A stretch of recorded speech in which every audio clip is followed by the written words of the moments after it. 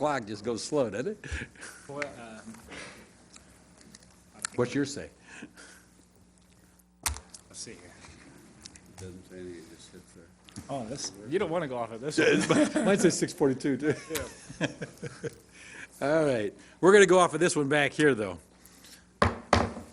So welcome, everyone. Appreciate those that can attend and want to learn more and speak. So if we could start the evening up with a roll call. Mayor Tomes. Here. Alderman Parker. Here. Poulos. Here. Gainin. Here. Hurt. Here. Spur, Geddes. Present. Alderwoman Swanson. Here. Okay, we have a quorum. Great. Alderman Clark notified the city through City Manager Randy Tweet that he would not be physically present for the meeting tonight due to health issues and made a request to participate remotely per city ordinance. I would make a motion to allow Alderman Clark to participate in the council meeting remotely. I second. Moved to second. All those in favor? Aye. Opposed? Thank you. Ivory, are you on the phone? Yes, thank you, team. You bet. All right. Next on the agenda is a pledge of allegiance and a moment of silence.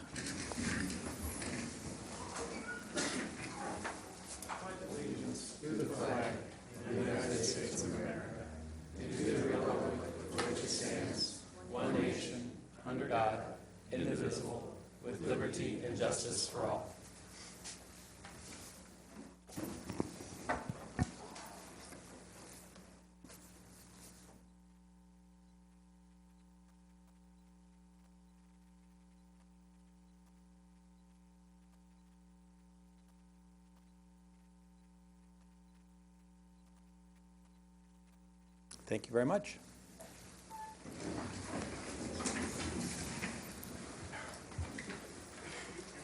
Next, we have an opportunity for public comment. 2 people have signed up for that. And Michelle.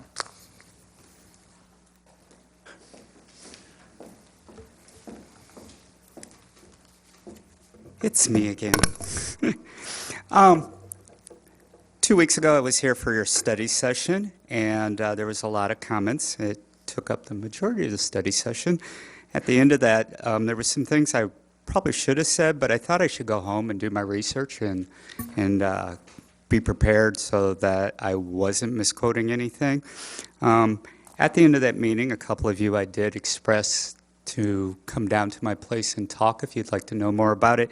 I hate to say this, but nobody took me up on that offer. One of the questions that was brought up was Randy asked if there would be a situation if somebody brought something in that wasn't bought from the dispensary and whether that would be breaking the law. I did a little research on that. The state code says that a person can carry around up to 15 grams in a baggie and not have any problems. The place that it needs to be in the container and that you have to prove that it's sealed is if you're transporting it in your car. So anything else, if you're living upstairs or you're walking down the block, there's nothing that says it has to be in the dispensary container. I also did a little research on that where if somebody did have some and they planned on driving, we found containers that you can put your stuff in, zip it up, lock it, put it in your trunk, so they would never be carrying it in their car, which keeps it odorless so it would not smell in the car. We're not suggesting that you should drive and smoke. We're suggesting that maybe you come down, partake in our business, maybe go next door to Big Swing or John Gotti's or one of the other restaurants down there, eat, maybe go have a good time at the bar. My concern here was that we talked about a lot of things that seem like, how do we keep citizens from breaking the law? But my question really is, if the city is profiting off this by the tax dollars that are made at the dispensary, and you're coming from Iowa, and you buy from there, and you can't smoke anywhere on that premise, you can't smoke in your car, you can't smoke in a public place, really what you're asking the citizens of Iowa to do is to traffic it back over the bridge, which is breaking the law, or smoke it in one of the public places, which is breaking the law. And I don't think that's your intention, or at least I would hope not. And if it is, then I would ask Iowans that maybe they shouldn't spend their tax dollars at our dispensary or even come over here to partake in that. The comments about, especially that were in the paper about, where's the money? How does the city make money? Well, I do pay for a tobacco license from the city, a permit every year. I also generate sales tax. I employ people. I will have to employ more because of it, who also have taxes that are built and used in our state and our city. You also get food and bar business that would benefit from it, which would generate a tax. And the outdoor events, you know, if you can't smoke on the plaza and you want to come to a reggae fest, then and why would you? So why would they spend their money there? So there's more tax dollars lost. We go back to that time, late 70s, early 80s, when we had a mayor who decided that we shouldn't shoot a movie here called The Blues Brothers because of chaos and disorder and how the reputation of the city is. And it was really silly because had we could have generated tourist dollars. Hundreds and thousands of people drive by the Full House, the Shameless House. They would have came to Rock Island and drove by those sites that those movies were shot at. We lost an opportunity to make money. We're doing that again by not giving people an opportunity to come here and smoke and make it a tourist destination. My last piece on this, and this is really directed towards the mayor. We had an issue last week on television.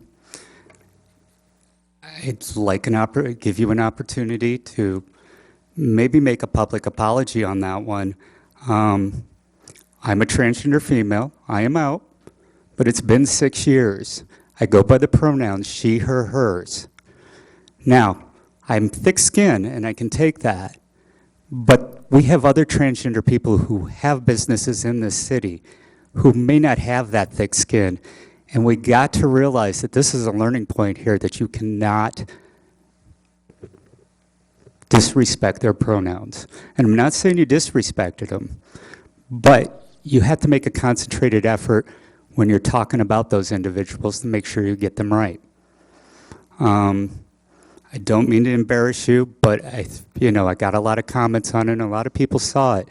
And you gave me a public apology on my Facebook page, but the majority of the city did not see this. And I think in the future, if anything from this, that this may not happen again. And I will publicly apologize for the statement, misgender statement, and I will work on not happening again. I can't promise anything. We all make mistakes. I know. But I will work hard at not doing that again. And we've known each other for years. Yes. I wouldn't take offense, but we have another person in town here that runs an operation who may take offense on it. And I know the excuse is, I knew you for a long time, and that's difficult. But my aunt doesn't get away with that excuse either, and she's known me since birth. So I just had to make that point because I think everybody here, when you're addressing transgender people, take a conscious effort to know their pronouns. And if you don't, ask them how they'd like to be addressed. Nobody gets upset about that. Once again, I'd like to extend the offer to any of you who would like to come down and discuss this cannabis lounge thing. There's new stuff coming out every day. I've been gathering stuff.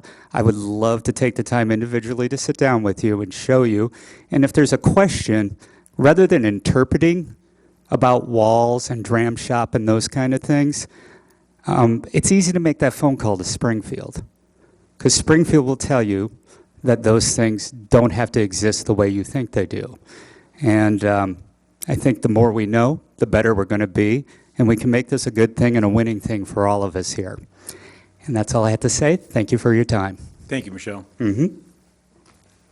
All right, next person is signed up, Mr. Mayor, Oh, yes. sorry, real quick. I'd like to make a follow-up comment on that. I just would like to bring it to my colleagues' attention. We talked about it a lot, as Michelle was talking about there. But since our conversation, a cannabis lounge has opened up in DeKalb, is opening up, and in Springfield, I believe. So I know there was concerns about us being on the bleeding edge of this topic, but in case you were not aware, we are not the first in the state. So just FYI. Thank you. Thank you. All right, Brandon.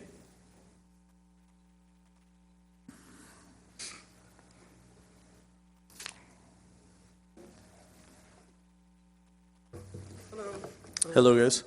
So I'm speaking on behalf of Brandon. Hey, you don't look like Brandon. Mike. My name is Brent Smith. I'm the operations manager for Brandon's businesses, including Brandon's Pub and Grill. We just wanted to bring up our additional paperwork that didn't get put into your guys' packet for the agenda later on, and also bring up the fact that we know one of the aldermen had a noise complaint just recently on our business. We did have the young lady over at the bar. We did have an extensive conversation with her. We come to a happy medium of what we're going to do with our bans on the weekends, and she's the first signature on our paperwork that we're handing over to you guys tonight, where she approved us to go ahead and do the application if you guys approve it with us. Appreciate So I it. wanted to give these to you. Thank you for the extra effort. Thanks a lot.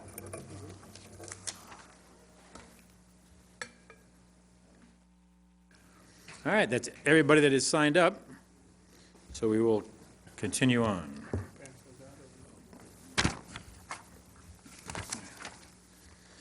Item number 6. Minutes of the February 10th, 2020 meeting. Move to approve the minutes as printed. Second. It's moved and second. Is there any discussion? Hearing none. All those in favor, say aye. Aye. Aye. Opposed? Mr. Clark, did you? I did. I said Okay. aye. All right. Thank you. Item number 7. Minutes of the executive session of February 10th, 2020.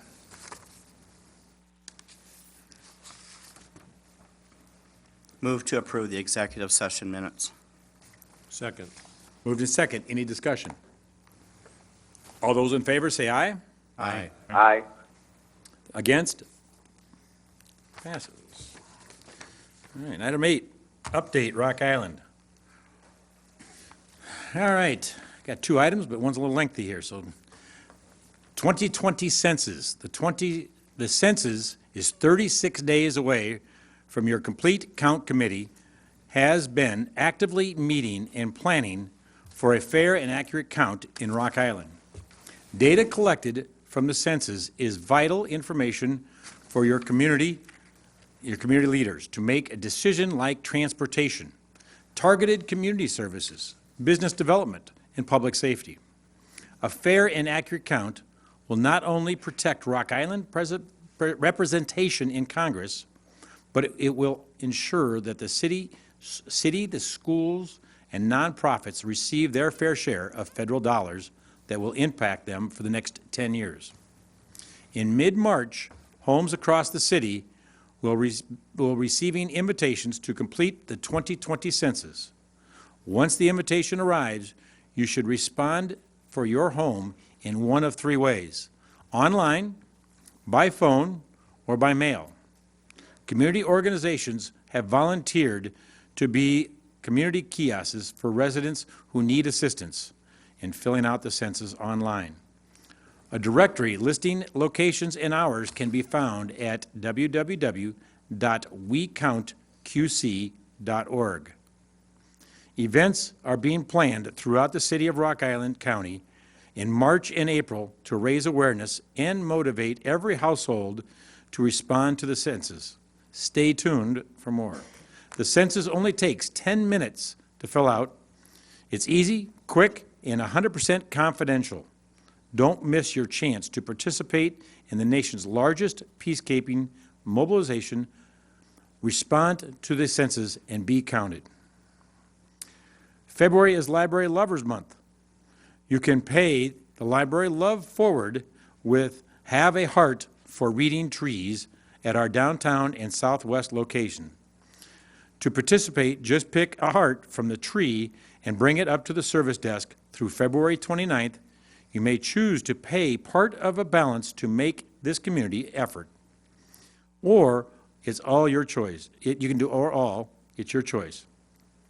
Each heart contains an account balance for an anonymous youngster who have used their library card in the past but are currently not able to check out items due to having an account balance over $5.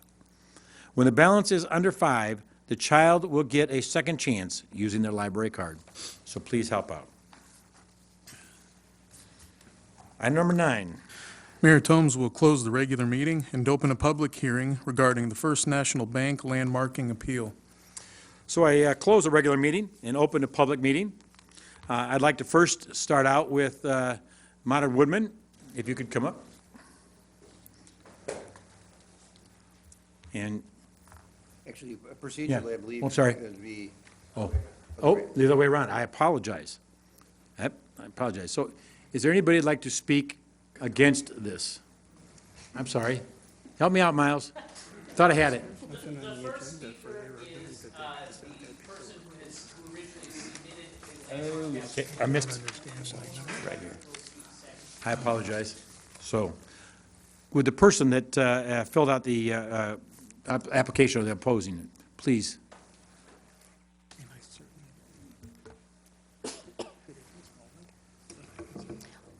Good evening. My name is Linda Anderson, and it's not Leslie O'Ryan. Dr. O'Ryan is teaching tonight. She teaches at Western, and she has a night class on this Monday night. So I'm here in her place, speaking for her.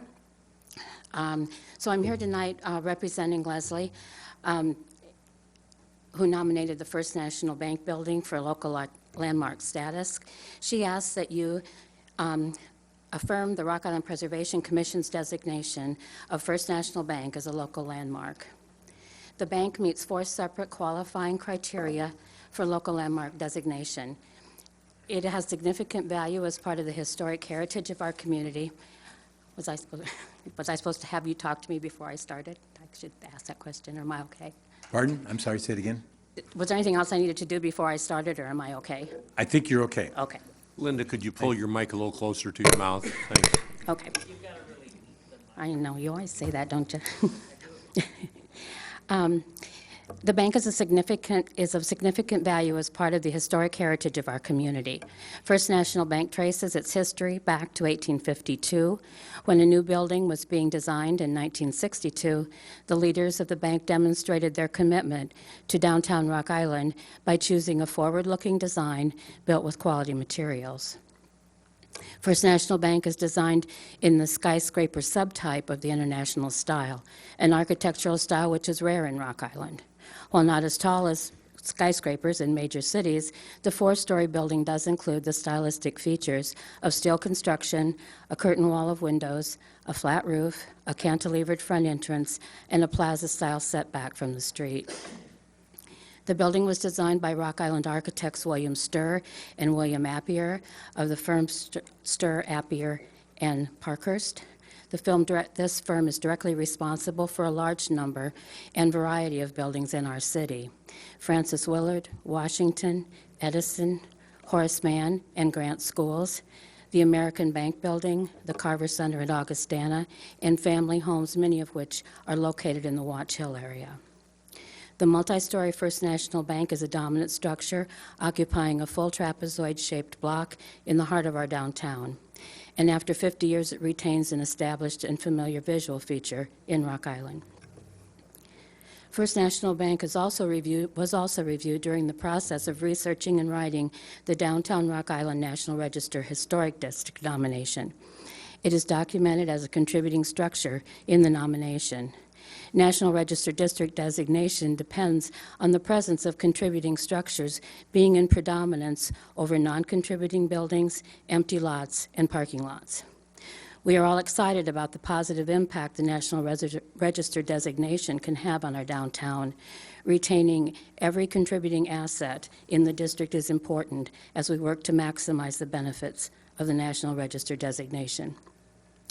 In closing, for these reasons, as documented more fully in the landmark nomination, I, speaking for Rock Island Preservation Society, ask that you affirm the local landmark designation of the First National Bank Building at 117th Street in downtown Rock Island.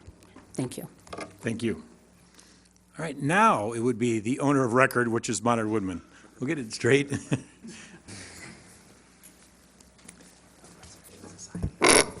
Good evening. I'm Jerry Leipout. I am the National Secretary and Chief Operations Officer at Modern Woodman. I'd like to thank the council this evening for allowing me to appeal the Preservation Commission's decision to designate the former Modern Woodman Bank Building as a historic landmark. I'd first like to go through the steps that Modern Woodman has taken with that bank building. We first acquired the services of Valley Construction to give us a high-level estimate of what it would take financially to renovate that building and bring it back up to leasable and usable business space. And they indicated it would take approximately $12 to $13 million, and I believe the council has that quote in front of them. That quote does not include a new elevator system, which is about $600,000 to $800,000 as well, so approximately $13 million to bring that back up to usable business space. It needs a new HVAC system, boiler system, elevators, roof, windows, doors, got the entire building actually, because the architecture of a bank does not fit other businesses. We also acquired the services of Shive Hattery, who has an individual by the name of Bill Groh who has extensive experience in historic architecture. We asked Mr. Groh to go through that building and see if there was something we were missing, if he felt there was significance with the historic value of that building. And after several days and hours of research, Mr. Groh came back to us and said it had some flares of international architecture, but nothing significant to designate that building as a historic landmark. With that, we decided, with the cost to renovate a building, it didn't seem economically feasible to put those type of dollars into a declining structure, nor since it's had any historic value, we decided we should tear that building down at this time. We obviously would like to build sooner rather than later, and our goal is to put a building on that property site as soon as possible. We have an opportunity at this point in time to build a multi-tenant building that would not only provide for the future growth of Modern Woodman, but also provide for another significant entity. We're working with a third party right now that has interest to occupy a significant portion of that building, which would bring significant trade and commerce to the downtown businesses. If this arrangement with the third party does not go through as desired, there may be a parking lot there for a short period of time as a holding spot for a future building to give Modern Woodman time to decide what type of building it wants to build on that property for its strategic use. Currently, Modern Woodman, if you know where our campus is today, with the river on its side there, we're not able to expand to the west because of the railroad, unable to expand to the east because of our collaborative effort with the city on Schwiebert Park. The only contiguous property we have is across the street where the Modern Woodman Bank currently lies. We have 470 employees at our home office campus. We bring about another 400 Modern Woodman representatives down to the city throughout the year with the various agent schools that we have. And we've been a good corporate citizen in the city for about 130 years. We want to continue to do that.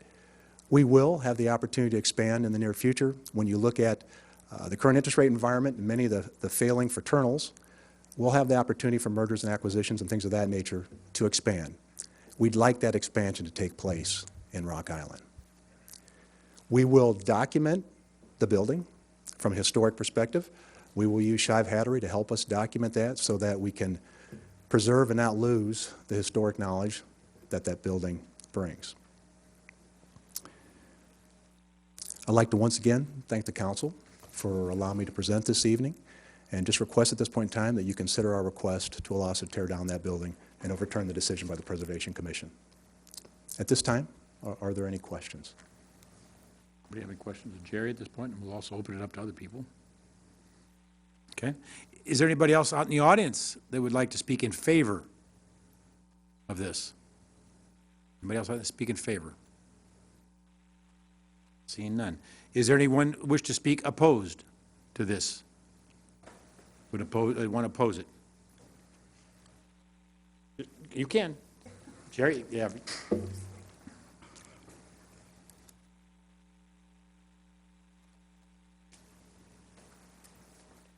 We understand what Modern Woodman was saying. They said the same thing, that they want to keep the property for, at that time, it was very future development. That may happen. At this point, to me, that's kind of a blue sky promise. I remember Walmart, that's all I can say. Why not wait until there is a plan, a person who wants to rent it, rather than destroying it? As far as talking about the millions of dollars it will take to rehab it, what I'm hearing, what was in the newspaper even initially when they announced the plans to demolish the building, was mechanicals, the boiler, the HVAC, the elevators. Those are maintenance. After 50-plus years, you got to do that with any building. So it doesn't seem to make sense. And of course, they got the guesstimate for what it would cost from the company that's going to do the demolition. They're not actually builders either. They are primarily demolition and civil engineers, not architects. Did they get an architect to actually look at what would be feasible? I think what's interesting, when we were reading those reports, that the building was designed to be up to 10 stories. That means it was overbuilt. The foundation, the lower stories were built to support up to 10 stories. That sounds to me like you work with what is there. That is a significant part of downtown. Now, I don't know if Modern Woodman can take advantage of tax credits because theoretically they're nonprofit. It's kind of a mixed bag there. But I would urge them and you to wait until there's a serious plan, because it doesn't take Valley or any company that long to tear a building down, as we've watched some of these things go. One day they're here, the next day they're gone practically. And I understand from people who have been around there that there's been partial demolition on the inside already. All the landmark ordinance protects is the exterior. And the fact that it could not be used for another purpose seems strange, since the bank didn't use the whole building. They rented the upper stories for many years.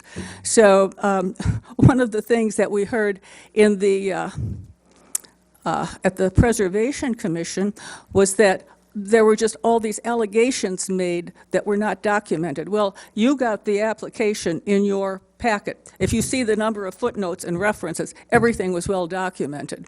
One thing that wasn't officially documented was the fact that it was stated somehow that the building was built to survive. It wasn't one of these new 25-year buildings. The fact that Lewis Wilson titled his book The First 100 Years, when that was published, tells you something. Now, many of you knew Lou Wilson. You knew Bill Appier. These were not people who were building something shoddy. The fact that they designed this building to hold up to 10 stories said, at that time, First National Bank was going to be here and was going to be growing over the years. It has been a victim of the mergers and acquisitions, et cetera, et cetera. We don't have local banks anymore for the most part. Hallelujah for American Bank. I would encourage you to defer this.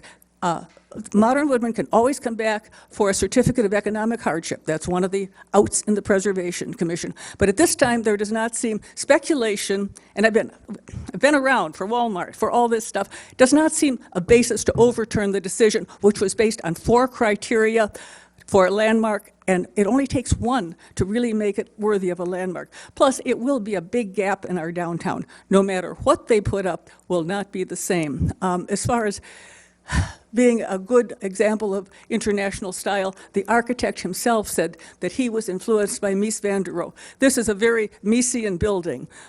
It has the cantilever rather than the stilts in front, as Linda pointed out, some of the other characteristics. You can see through part of the main floor. That's also typical of this skyscraper. And even when you look at that building, it's only 4 stories. But it looks like it's bigger, doesn't it?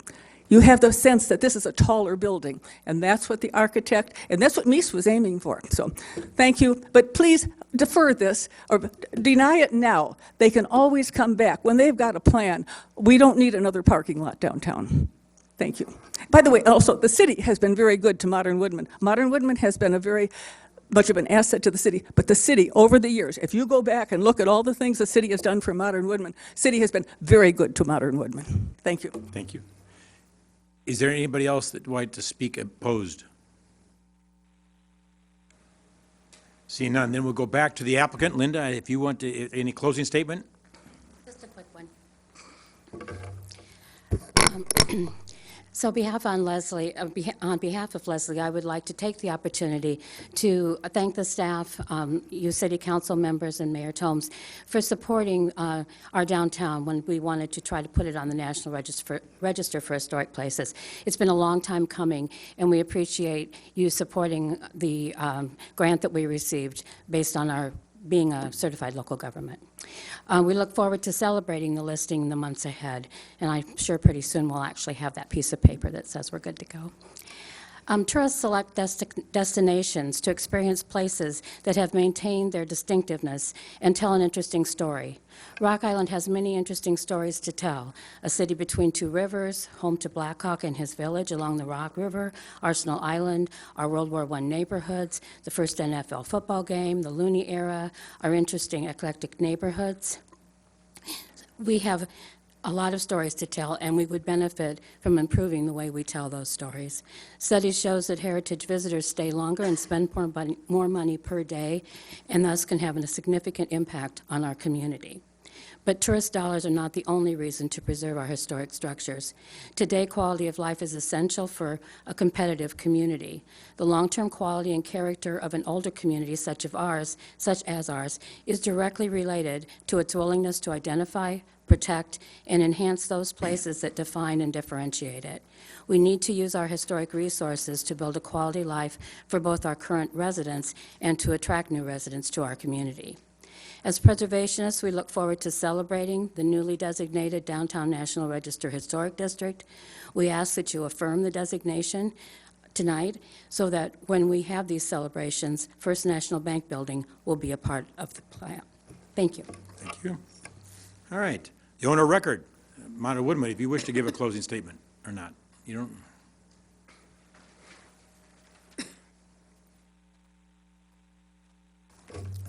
I just once again like to thank the council for considering our request. Valley Construction does do new construction as well as demolition. For the record, they've done several new construction projects for us. But I do think as you look at that current building, that building was built to last for decades, not for centuries. If that building was built like our current buildings on our home office campus, we wouldn't be having this discussion. We would be renovating that building. When we built the West Addition back in the early 90s, we then went back and renovated our current main building. Spent as much on renovating that as we did as building the new building in the West Addition. We'd do the same thing again today if it was structurally sound, but that building is no longer structurally sound based on what we need to do today. Thank you. Thank you. All right. I'd like to close the... I do have some questions. Okay. I wanted to wait to make sure that everyone had Sure. had the opportunity. Jerry, if you mind, can you come up here, please? Thank you very much for being here tonight. Thank you very much for Modern Woman's long history with the city of Rock Island. As you know, I'm a member of Modern Woman, so I appreciate everything that you do.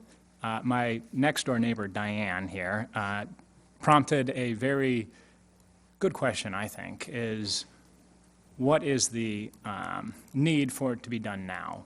If you have a potential partner that is willing to go in and rent space, or however you're going to handle it, to build in with your new construction, is there anything that would prohibit that from moving forward by keeping this building here now until you have some sort of, I don't know what the technical term would be, but some sort of indication that there's an agreement here that they plan on moving forward? It costs about $300,000 a year to keep that building up as is today. Right.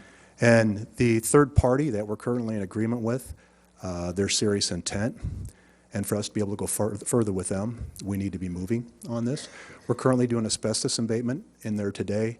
We're about 40% of the way done with the asbestos abatement, so our goal would be to start demolition in May or maybe April at some point in time, depending where we're at. But based on the cost to keep that building up and running, and based on when this third party would need to be in there, that's why we're moving on this at this point in time. Yeah. And I hope that you can understand some of the concern about potentially having a parking lot as it's been placed there, and asking citizens to trust, for the lack of a better word, that there will be a new construction there. I have spoken to you a number of times. I know the mayor has spoken with you about different ideas as to how we can maybe work out some sort of agreement that gives us a little bit more protection on if a deal doesn't happen, right? For every building that gets torn down in this city, you're basically dispersing that property tax revenue amongst all of the remaining property tax payers, right? So for every building that gets torn down, the rest of us who pay property taxes, ours go up a little bit more. So just in the minds of trying to do my best to make sure that that doesn't happen, I've asked for and I've tried to figure out some way that we can work together to make sure that doesn't happen. And ideally, we get construction there and there's a new building there. And I guess for me, historic preservation is a tool for economic development. There are more of the artistic or softer, maybe whatever you want to call it, sides of historic preservation. But for me, really what I care about is using it as a tool for economic development. I have been very public and very vocal about a number of potential demolitions in this city because I think that they could be an opportunity for economic development. And in this case, I think that while the Preservation Commission looks at very strict, and even in the commission's own minutes, they say themselves, they looked at very strict qualifiers to whether this structure meets the criteria of our preservation ordinance. And they don't take into consideration some of the more political or relationship aspects that the city council has to make. And so while I can understand that the Historic Preservation Commission found on 4 counts this building to be worthy of landmarking, it still is worthy of landmarking, but I guess I'm really going to trust you and Modern Women that we as a city and you as a business, we will work together to make sure that there is a building on this site here in the future. It's a fair question, Dylan. We will continue to collaborate with the city. Obviously, we want to see the city thrive as much as the city council does. I mean, this has been our home for over 130 years, and we want to see the downtown area continue to thrive. Right. The way we look at this is that if we put a new building on that site, which we will, the city's going to economically make out much better than it does today because that building, the value will be worth much more than this building is today. The current assessed value for this building is $1.8 million. A new building that we put there will be much, much more than that. In fact, the significant party that I talked about, just their portion of that building would probably be about $28 million, not to mention the other 2 floors that we would add. Much significant more than what you've got today. Yeah. So think about that tax base. Secondly, if we don't take that building down, Modern Woodman is committed not to put any more money into that building. It would be a boarded-up facility that will continue to decline in value with declining property taxes. So we figure it's a win-win for the city if we take that building down and put a new one in its place. Right. Yep, and I look forward to working with Modern Women. I'm counting on you as a partner, and I'm here. I've met with you a number of times offering, different strategies that we can make this happen, so. And I appreciate that. I really do. All right, I really do. Alderman Clark, do you have any questions? No, I do not. Okay. All right, I'd like to close the public meeting and reopen the regular meeting. And looking for a motion. Motion to overturn the Historic Preservation Commission's designation of the First National Bank Building at 117th Street as a local landmark under the Historic Preservation Ordinance. I'll second that. It's been moved and second. Is there any discussion? Yes, Alderman. I'd just like to offer a quick comment. We have 2 respected entities with different viewpoints competing for the same property, so to speak, in terms of its future in the community. And we have to make a decision that each of us feels is best for the long-term benefit of the city of Rock Island. I don't want this vote to reflect poorly on either party because you've both done and are doing your jobs well. So thanks to both of you. I just wanted to make that commentary. Thank you. All right, if we could do a roll call, please. Alderman Poulos, Aye. Gainin, Aye. Clark, Aye. Hurt, Yes. Geddes, Yes. Alderwoman Swanson, Yes. and Alderman Parker. Aye. 7 ayes, no nays, motion carries. Thank you. Item number 10. Proclamation declaring March 1st, 2020 through March 7th, 2020 as Women in Construction Week.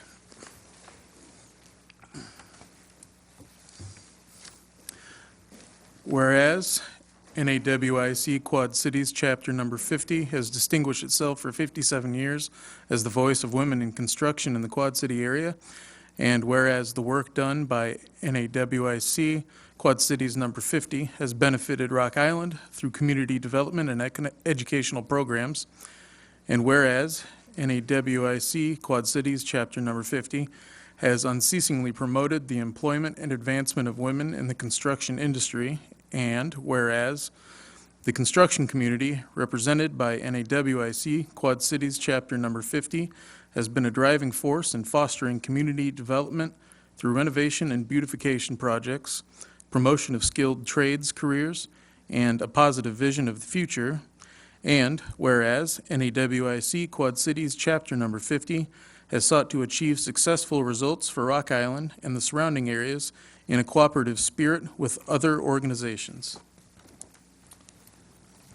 So now therefore, I, Mike Tomes, Mayor of the City of Rock Island, do hereby recognize NAWIC Quad Cities Chapter Number 50 and its many dedicated volunteers for its steadfast work on behalf and support of women in construction, and do proudly proclaim the week of March 1st through the 7th, 2020 as Women in Construction Week in the City of Rock Island, and encourage our citizens to congratulate the organization on its many accomplishments. So I think we have a few representatives here. Would you like to say something? Yes, is that okay? Yeah, absolutely. Hi, good evening. I'm Nicole Moreno. I'm here with Julie Galati. We're here representing NAWIC. On behalf of our Quad Cities Chapter 50, we would like to thank the City of Rock Island, Mayor Tomes, and the City Council for this proclamation for our 2020 Women in Construction Week. NAWIC's mission is to enhance the success of women in the construction industry. We provide awareness of the opportunities available for women and to emphasize the growing role of women in the construction industry. It's also a time for our local chapter to give back to the community. Our Chapter 50 does so during the year through its scholarship program, and by partnering with local agencies such as Humility of Mary, Dress for Success, Winnie's Place, and Iowa Women Lead Change. This year, we're serving a meal at the Humility of Mary shelter on Saturday, May 7th. So again, we'd like to thank you for this and your support. Thank you very much.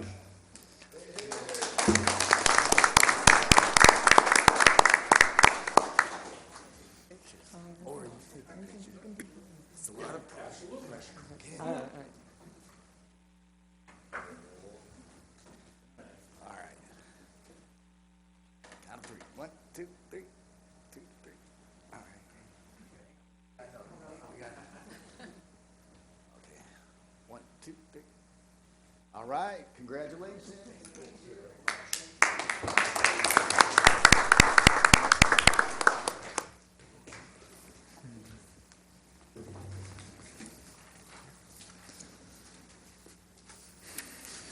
Item number 11. Claims, A through G. A, report from the Information Technology Department regarding payment in the amount of $18,648.51 to the Rock Island County Sheriff's Office for the city's share of the OSSI RMS software annual maintenance. B, report from the Information Technology Department regarding payment in the amount of $30,957.26 for renewal of the Harris Govern Maintenance Agreement for April 1st, 2020 through March 31st, 2021. C, report from the Public Works Department regarding payment in the amount of $29,349.52 to McClintock Trucking and Excavating Incorporated of Kelowna, Illinois, for services provided at 5 city locations as part of the Sewer Lateral Repair Program, Project 2564. D, report from the Public Works Department regarding payment in the amount of $13,650.31 to McClintock Trucking and Excavating Incorporated of Kelowna, Illinois, for services provided at 2218 15.5 Street and 525 30th Street as part of the Water Service Repair Program, Project 2526. E, report from the Public Works Department regarding payment in the amount of $14,273 to Vota and Associates, Calumet City, Illinois, for the emergency purchase of 2 samplers.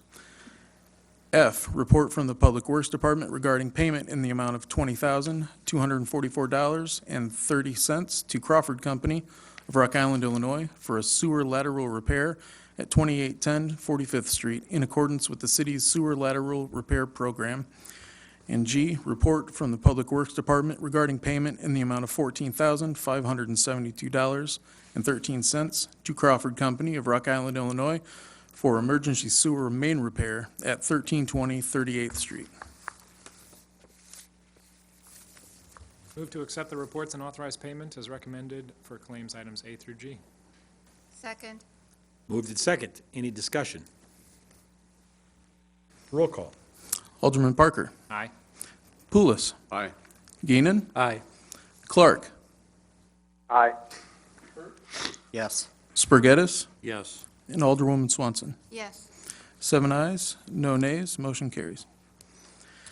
And then H, report from the Public Works Department regarding payment in the amount of $15,733.00 to Langman Construction for emergency water main repair on 24th Street and 23rd Avenue. Move to accept the report and authorize payment as recommended for claims item H. Second. Moved and second. Any discussion? I need to recuse myself from this vote due to the nature of my employment. Roll call. Alderman Poulos. Aye. Gainin. Aye. Clark. Aye. Hurt. Yes. Spur Geddes. Yes. Alderwoman Swanson. Yes. 6 ayes, no nays, motion carries. Item 12. Claims for the week of February 7th, 2020 through February 14th, 2020, in the amount of $615,008.57. For February 15th, 2020 through February 20th, 2020, in the amount of $324,928.21. And payroll for the week of January 27th, 2020 through February 9th, 2020, in the amount of $1,502,362.48. Move to allow the claims and the payroll. Second. Moved and second. Any discussion? Roll call. Alderman Parker. Aye. Poulos. Aye. Keenan. Aye. Clark. Aye. Yes. Spur Geddes. Yes. Alderwoman Swanson. Yes. 7 ayes, no nays, motion carries. Item 13. ACH payments for the month of January 2020 in the amount of $2,956,229.12. Move to approve the ACH payments. Second. Moved and second. Any discussion? Roll call. Alderman Parker. Aye. Poulos. Aye. Gainin. Aye. Clark. Aye. Hurt. Yes. Spur Geddes. Yes. Alderwoman Swanson. Yes. 7 ayes, no nays, motion carries. Item 14. Purchase card claims for the period of December 27th, 2019 through January 27th, 2020 in the amount of $58,701.89. Motion to approve the purchase card claims. Second. Moved and second. Any discussion? Roll call. Alderman Parker. Aye. Poulos. Aye. Gainin. Aye. Clark. Aye. Hurt. Yes. Spur Geddes. Yes. Alderwoman Swanson. Yes. 7 ayes, no nays, motion carried. Item 15. Report from the Public Works Department regarding a request by the Rock Island County Sheriff's Office to install emergency services communication equipment on the city's 38th Street and 31st Avenue water tower as part of a 20-year lease agreement. Move to approve the request and direct the city manager to execute the agreement subject to minor attorney modifications. Second. Moved and second. Is there any discussion? Roll call. Alderman Parker. Aye. Poulos. Aye. Gainin. Aye. Clerk. Aye. Hurt. Yes. Spur Geddes. Yes. Alderwoman Swanson. Yes. 7 ayes, no nays, motion carries. Item 16, Report from the Public Works Department regarding an extension of the lease agreement with Sprint for the placement of cellular antennas on the 24th Street and 31st Avenue water tower. Move to approve the request and direct the city manager to execute the agreement subject to minor attorney modifications. Second. moved in second. Any discussion? Roll call. Alderman Parker. Aye. Poulos. Aye. Keenan. Aye. Clark. Aye. Hurt. Yes. Spur Geddes. Yes. Alderwoman Swanson. Yes. 7 ayes, no nays, motion carried. Item 17, Report from the Public Works Department regarding the energy performance contract with Johnson Controls Incorporated of Moline, Illinois, in the amount of $13,852,189.00. Move to approve the contract and direct the city manager to execute the agreement subject to minor attorney modifications. Second. moved in second. Any discussion? I have a comment or a question for our city manager. And just a direct answer that I need an assurance that if this is approved, that this will not increase taxes next year. This will not increase taxes next year, so the funding for this is coming from money that is already expended or expected to be expended. So it's coming from utility bills, which will be lowered because of the energy efficient equipment that's being put in. It's coming from service contracts for maintenance that we will no longer need, covering the upkeep of old facilities. And will cover supplies and parts that go into that. It will also come from projected capital improvement, and that either comes out of the projections in the enterprise funds of sewer and water, or it comes out of our gaming allotment that goes into each of these individual facilities. That money will be focused towards this effort. What's not accounted for here, because it couldn't be quantified, so I didn't want to put it out there, but are the savings on staff, where our maintenance folks have to keep responding to these things as they break, and there's an emergency repair, and now they'll be able to allocate those services elsewhere. Thank you. Yes. I have a question regarding financing, and I would like the finance director to come up and explain what our options are, if she can do that. You're going to write a check. Dig in my pocket. There you go. Cashiers. I apologize, Stephanie, I didn't give you any advance warning of this. I did read, especially Schedule 4 on page 110, which you don't need to refer to, but there was different amounts listed, not for financing, but in the contract itself. But I'm mainly interested in, we're going to have to borrow money to do this, is that correct? That is correct. So a couple of options that are available is tax-exempt lease purchasing would be one option, or issuing bonds. The issuance of bonds would yield a lower cost of borrowing over time, and that would probably be the direction that will go if we proceed after tonight. And what would be the round number amount, of the bonds that we would be issuing if we went that route? It would be the amount of the project, so we're at 13 million, so that would be the approximate issuance of the bonds. So the payments are coming from the savings, as Randy identified, and other expenditures that we won't be spending as a result of this project. So the concept of the project is to be as budget neutral as possible. But we do have to pay for the whole project all at once. And then the savings are achieved over the 20-year period of the life of the assets or the project length for the borrowing. Okay. And the other questions I have related to the price and payment terms on Schedule 4. I don't know if you or if maybe someone from Johnson Controls might want to answer these questions. The project amount was, or contract sum, was $13,852,000 and change. Then there was another financing, says amount of $6,926. I wasn't clear exactly what that was for. And then further down, there's a project contingency of $200,000. I'd like to know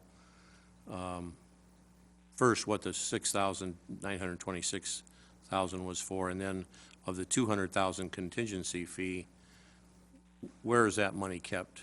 Or So you're on page 110, Schedule for price and payment Correct, terms, right. correct? And so item number 1, work, subsection number 1, upon customer closing and securing its third-party financing for this project, the customer shall pay JCI an amount equal to $6.9 million. So when we issue bonds, we would, let's say we went on the issuing bonds route, we would be issuing $13.8 million worth of bonds.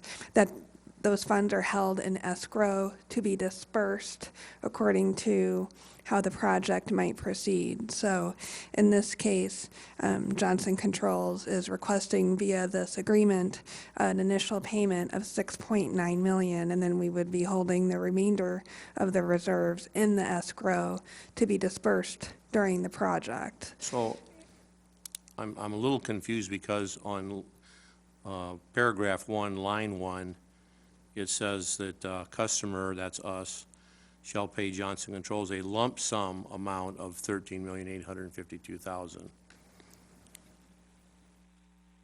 Do you see that? And so then you would go on to number 1. So the initial payment is 6.9, and then you would go on to number 2. Thereafter, they shall invoice us on a monthly basis. So we don't really pay them 13 million plus in a lump sum. We're going to make monthly payments. Is that right? We would be paying them 6.9 million initially, and then monthly payments until the project is complete.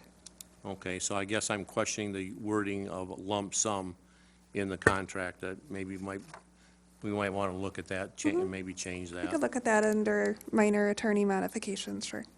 And then the 200,000 project contingency, where is that money going to be kept? If I recall, we've been talking about this project for a long, long time. And so I will attempt to answer this question, and if I'm wrong, I'm going to guess someone behind me will stand up. So if I recall, especially in the meter project in particular, that when the contractors are working in, let's say, one of the, the commercial sites on Augustana, they might encounter issues and that might need further repairs. And it's customary that the customer, us, the owner of the property,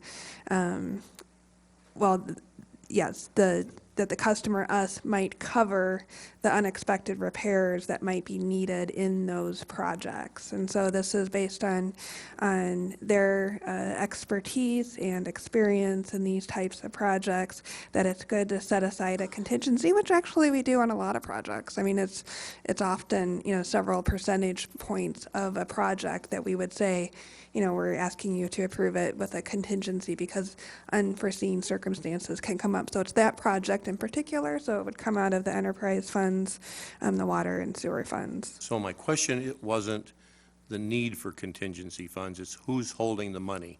Nobody's holding the money. It would be basically us possibly having additional expenditures related to these projects. Okay, so that's not $200,000 that we're paying in advance No, it for would only contingency be funds spent to Johnson if Controls. needed.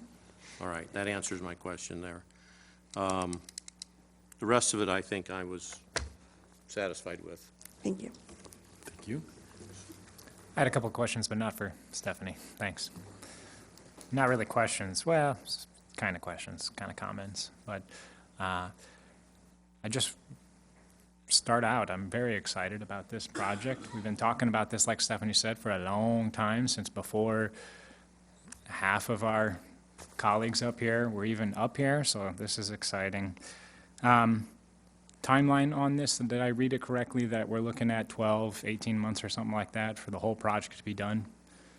And this is upgrading all of our city-owned streetlights to LEDs, a number of which aren't even on right now, right? The city-owned ones are all burnt out and not even lit, so that's nice that they're going to be lit. We're talking about replacing the large-sized water meters for the commercial or larger industrial buildings, not the small meters that go into all of our houses. And then a big chunk of this is updating mechanicals and HVAC and things like that for all of our municipal buildings. So your downtown fire station, RIFAC, City Hall. Library, the downtown library, right? What, Randy or whomever, when was the last time we replaced or did any major work to like the HVAC equipment in this building? You mean a major repair? I assume when the building was built, Right. probably in the 30s. So, Yeah, I mean, we were doing repairs every year. Right. That's the issue. but not like replacing the boiler wholesale, was, not no, I'm sure- replacing equipment. And I imagine this building was built in, well, Preservation Commission people, help me out, 46 or something like that? 40? City? 39 to 40? Okay, so we haven't replaced the boiler in this building since 1939. That's pretty wild. So I guess I would like to draw attention not only to the benefits of what we've been talking about of saving money, becoming more efficient, but there is massive environmental benefits to this project. I don't remember now. I got the data from Randy. Like it's the equivalent of planting like 700,000 trees or something like that, right? Which is pretty cool. Arbor Day, we're getting our Arbor Day award, right? So that is good. But then also, the matter of historic preservation was brought up tonight, and we see this time and time again when especially local governments defer maintaining our publicly owned buildings, and then they get tossed in the trash. So making sure that we are keeping up on our mechanicals, making sure that we're keeping up on the things that we need to do to keep this building going. And a number of the buildings, I think that is a huge success as well. So thank you very much to our staff for everything that you've done. I know a huge amount of you were involved. Thank you to our Advanced Technology and Sustainability Commission, right, or whatever the name of that organization is. I appreciate all of our private sector citizens that stepped up and were part of the vetting process when we had our RFQ, and then even now, vetting the projects that are being voted on tonight. The private sector, those with some knowledge on this stuff have reviewed it, so thank you to you, and thank you to Johnson Controls for being our partner on this. I look forward to it, so thank you. Man, you took every one of my comments that I was going to make Boom. here. You beat me to it, so, but yes, thank you. And actually, and also, of course, saving tax dollars by the efficiencies. Once again, it's not spending new tax dollars whatsoever, so that's a great accomplishment. So, once again, it seems to, the cliche of win all the way around. All right, let's take a vote. Alderman Parker. Aye. Poulos. Aye. Gainin. Aye. Clark. Aye. Hurt. Yes. Spur Geddes. Yes. Alderwoman Swanson. Yes.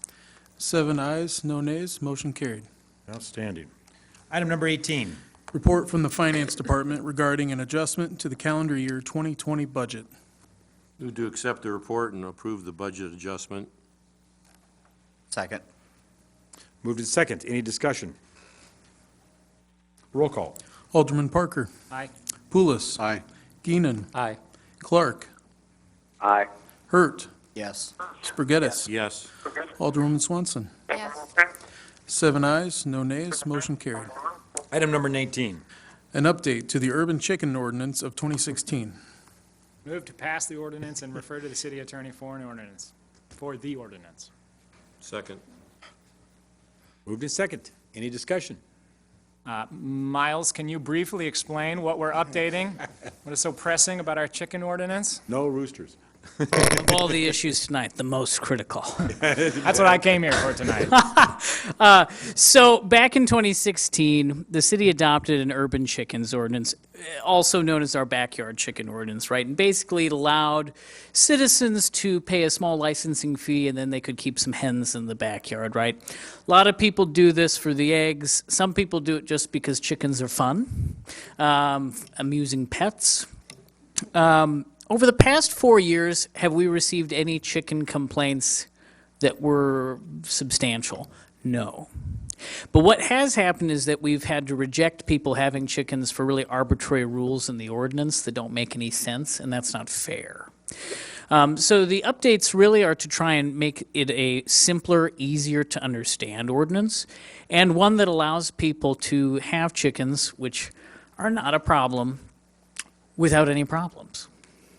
There are some specific things. I don't know if it's valuable for me to enumerate them all, but I would say that if you compare the ordinance that we have on the books now to the one that is proposed, one of them is a lot easier to read than the other one.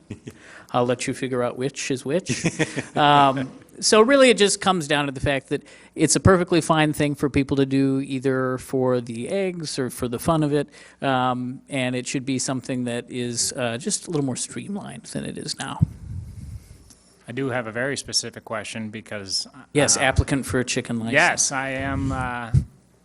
Do I have a conflict of interest on voting on this, seeing as how I am applying for? Anyway, I don't think so, right? No? Okay, good. Let me tell you more about it before you do. Yeah, so, so the new thing in here that I've spoken about is the option to have a variance on something here, right?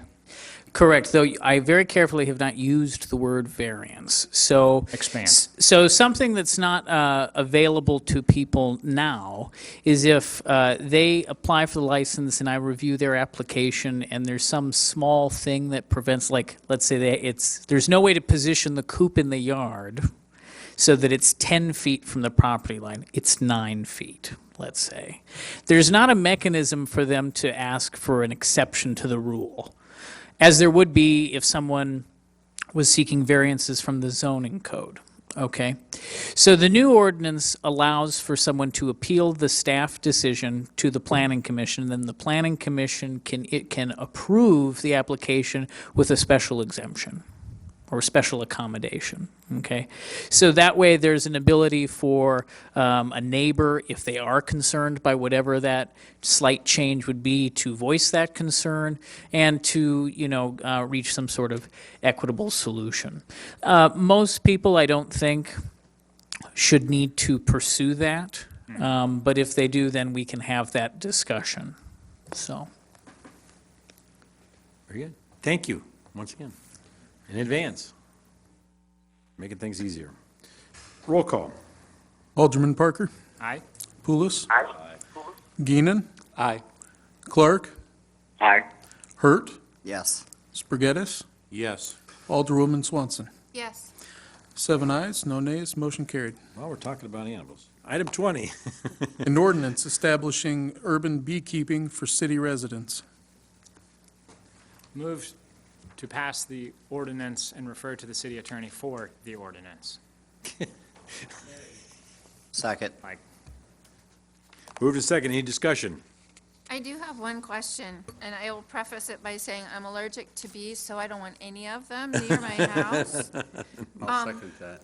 But in here, because unlike chickens, I will die from them, it says in here that neighbors all need to be notified. What if my neighbor wants one and I say no? Does that deny it, or does it just go It's set on? up the same way as the urban chickens ordinance, where we always have to notify people, but if they're opposed to it, that doesn't derail the application. A lot of communities that have adopted these ordinances have had this same discussion. A lot of people concerned about exposure to something that they should not be exposed to. And so a lot of communities have had this discussion. The truth of the matter is that the honeybee is bred to be docile and to not harm people. It avoids them. You're much, much more likely to be stung by a native bee. The honeybee is actually European. It's been bred by people to produce honey and other products for over 2,000 years. People handle them with their bare hands and don't get stung. It's really other bees that people are not keeping that are much more likely to, not like you very much. So the likelihood of that conflict is relatively low. If you look further on into the ordinance, you'll notice there's also some requirements that are meant to try to keep bees from going foraging in places they may not be suited to go. Also a provision in there requiring that water be provided to the bees. Believe it or not, that's something that often draws bees to other people's properties, their search for drinking water. We don't think about bees as needing to take a drink of water on a hot summer day like we do, but it is true. And so that can do a lot also to keep bees from going where they will.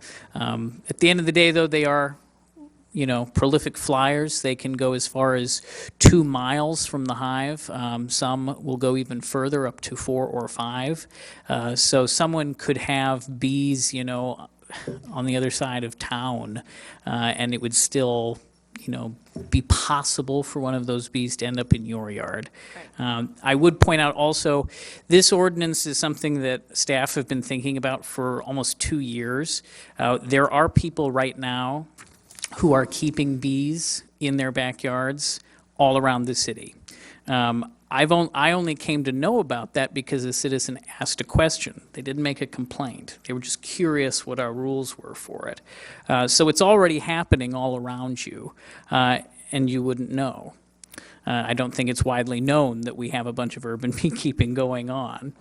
So really, by passing this ordinance, what you do is you help to standardize it and put into place some guidelines that should actually reduce those conflicts. Well, and my uncle was a beekeeper, so I do know that you do get foreign bees that come in and cause swarms, and it's, personally, I think it's a problem, so, okay. Any other comments, questions? Roll call, please. Alderman Parker. Aye.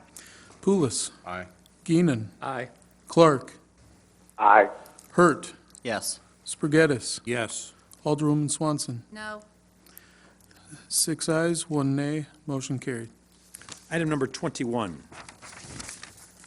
Report from the Community and Economic Development Department regarding a request from Justin Farley to apply for a special use permit to operate a music studio and public event facility at 4401 7th Avenue. Motion to allow the application of the special use permit and recommend. Second. Recommended, I'm sorry. Move to second. Any discussion? Roll call. Alderman Parker. Aye.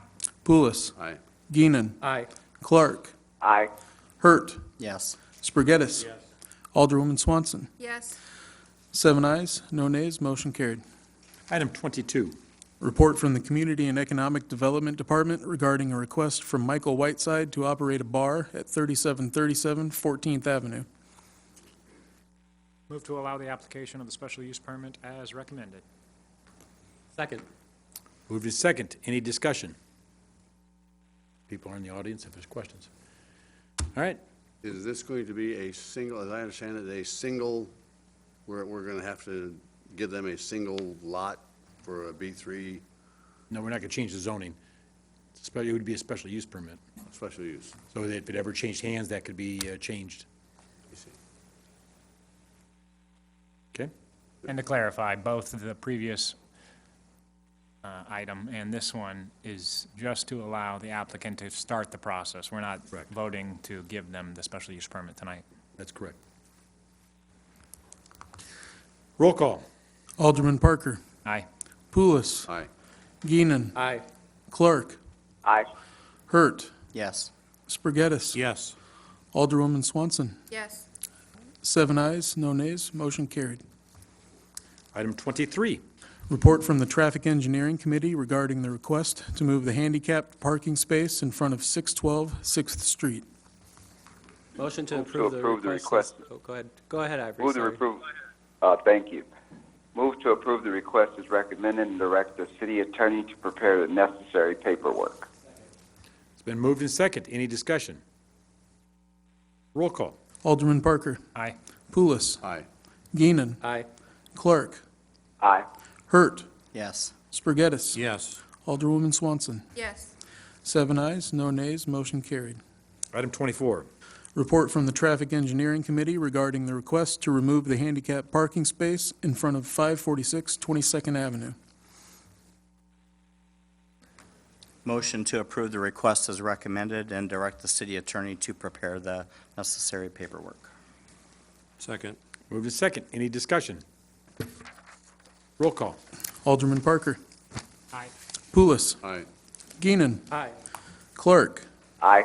Hurt. Yes. Spur Geddes. Yes. Alderwoman Swanson. Yes. 7 ayes, no nays, motion carried. Item 25. Report from the mayor regarding the reappointment of Shelley Showalter to the Fire Pension Board. Move to approve the reappointment as recommended. Second. Moved and second. Any discussion on it? All those in favor? Aye. Aye. Opposed? Thank you. Okay. Item 26, other business. I've got one item here real quick. I'm going to read it. Just got this actually, I think in the mail, I saw it today. We talk about sometimes hearing negative things, everything else, a little positive news here, but it's with our sincere gratitude that we acknowledge the rapid, thoughtful, and problem-solving result we received late on the evening of December 11th from the police officer Mendoza and fire captain Yorkie, as well as a firefighter which they don't know the name of. We were locked out of our residence, and after many attempts to contact locksmiths, as well as entering by ourselves and friends, we called for the assistance of some Rock Island's finest. We were not disappointed. Your officer and firemen were prompt, courteous, expedient, and successful in attaining entry into our home and resolving an unfortunate situation in a very cold Midwest evening. We are proud to be Rock Island residents that are represented by such professional public servants. I would like to request that Officer Mendoza and firefighters receive copies of our letter. Thank you, Joe and George Jameson. So thank you once again for the help you do with the citizens of Rock Island. But I wanted to bring that forth to hear some positive. And I do have a positive, too. So I heard from a Moline alderperson that they were at Augustana, I know, Moline. They were at Augustana on Saturday night, and their car got backed into, and they called the Rock Island Police expecting an hour-long wait, because perhaps that's how long they have to wait there. And within 10 minutes, somebody was there and was very professional, measured the dents, checked all the surrounding cars, but they were incredibly impressed by the proficiency and the incredible timeliness of our Rock Island Police Department. So kudos to you guys for doing Yes. that. Thank you. Any other comments? Alderman Clark, do you have any words? Not much. I just wanted to say it'll probably be a while before you guys hear from me again because I'll be going through a major surgery here. So thank you guys for all your support, and just be patient with me. This will be over soon. Thank you. Thank you. Wish you the best. It's been a pleasure to have you join us again tonight and to hear you. So thank you, and our prayers are with you. Anything else from the Thank council? you. Item 27. Motion To adjourn. Second. Move to second. Any discussion on that? All those in favor? Aye. Opposed? Excellent. Thank you, everyone.